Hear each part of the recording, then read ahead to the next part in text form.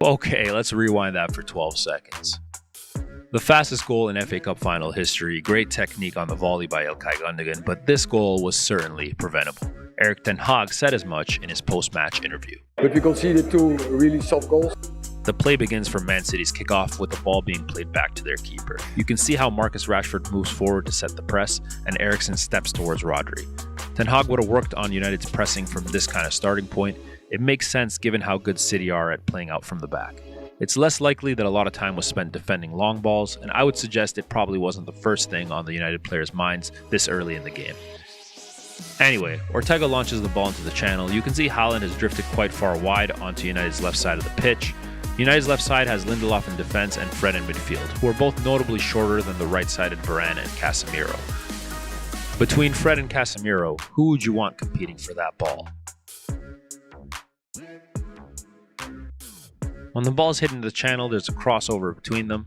Casemiro comes across to the left to contest the aerial duel.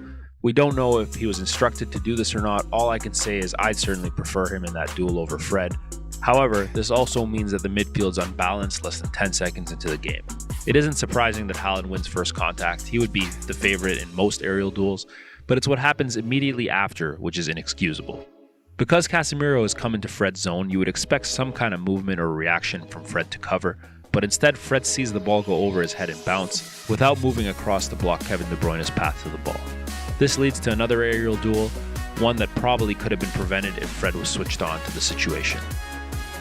Lindelof's clearance isn't great and the ball goes straight to Gündoğan. Christian Eriksen's closest to him, but he actually did quite well to leave Rodri and track back. He may have even got there, but he slows down for a split second because he expects Fred to be able to affect the play here.